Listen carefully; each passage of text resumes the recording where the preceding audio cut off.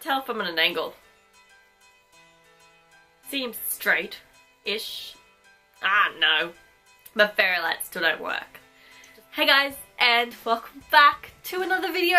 So today, I thought that I would film my top 5 standalone novels that I recommend. So yeah, standalones, there are no sequels. There are no other books in this series. This is the only book in the series, which therefore does not make it a series because it's not in a series because there's only one.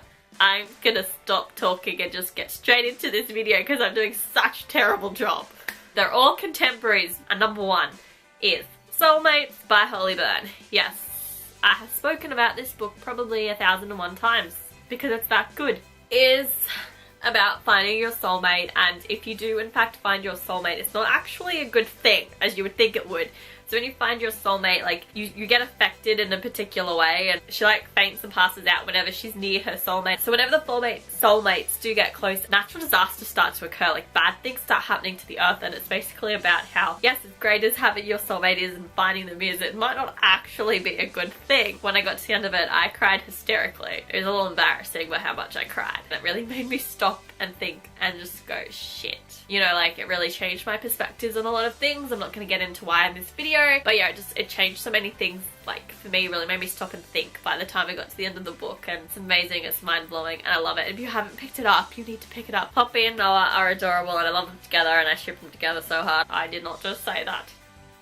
So the second book that I recommend, I actually have a book review on this. It's Ugly Love by Colleen Hoover, and I went and rewatched like the first 5 seconds of it and I cringed and turned it off because it was really bad. Ugly Love is basically about Tate and Miles, and they kind of have an unconventional love story and really messed up backstories for both of them. It's how they deal with that backstories and work out how to come together. And yeah, and it's a beautiful read. I guessed a lot of what happened. Her books are always tearjerkers apparently. I never end up crying in them because I always kind of guess what's happening before it happens, so I have time to like mentally prepare myself before I'm an emotional mess. Half the time I also read ahead and spoil it for myself, so it doesn't have as much of an emotional impact because I'm really good at spoiling things for myself and I should stop doing it, but I can't help myself. But oh, this was amazing. It's my favourite book of hers. And everyone says Colleen Hoover books are amazing, but it's true, they are, and I love the new adult genre purely because this is where her books sit and they are amazing. The next book I have picked out is P.S. I Like You by Cassie West. This book is such a cute read. That's what I love about it. It's a really short book. You will fly through it. I thought it was so cute. So basically this is about Lily. She ends up getting like a pen pal at school, and I'm pretty sure they're writing on their desks like song lyrics to a band that she absolutely loves, and this guy ends up like responding back, and they set up this like pen pal kind of scheme, and I guessed who the guy was because it's kind of obvious who it is, but it was really cute and really sweet. I thought it was a beautiful story, well written, it was funny, it made me laugh out loud so many times, and I thought it was beautiful and gorgeous. This was a beautiful read and I loved it. The fourth book I recommend is First and Then by Emma Mills. First of all, this cover is just gorgeous. I especially love like it naked.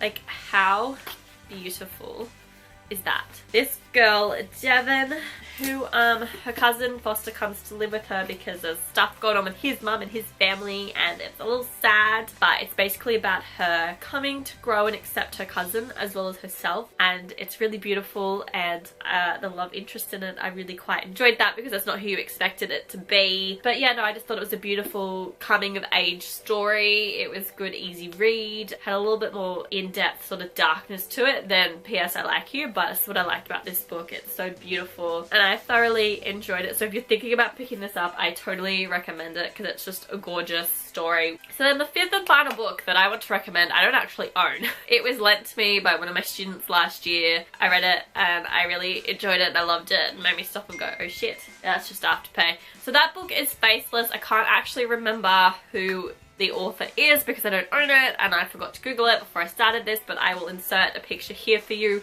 so you can see what the book looks like and who the author is. But no, this book is basically about a girl in high school, and basically she is in a freak accident. She's electrocuted whilst she's on a run, and she's in hospital for ages. She's that severely burnt that she gets a face transplant. There was another young woman who was in an accident. She ended up dying, and her family very graciously donated her face to this young girl so she could get out of the hospital, and it's crazy. crazy. Like, it's kind of creepy, but it's cool. Someone else's face on her face, and it's her basically coming to terms with the fact with she doesn't look the way she used to look. She's got someone else's face, someone else's chin and nose, and it's just not how she envisions herself, because you're used to seeing yourself the way you look, and then it's another thing to look in the mirror and see someone completely different. And it's like a really good coming of age story as well. Just her dealing with everything that's happening to her and just accepting it, but living despite what has happened to her. I think it's really beautiful, really inspiring. And you know, when you get past like the disturbing aspect of the fact that they took someone else's face who had died and put it on her face and stitched it on, like that's gross. But like that bit creeped me out. But aside from that, it's a beautiful story. I really enjoyed it. Okay guys, so they are the 5 contemporary standalone novels that I recommend. If you've read any of these, please comment down below and let me know what you think of them. Have I encouraged anyone to pick up any new books? If so, let me know in the comments below. I will see you guys in my next video. Thank you so much for watching. Bye.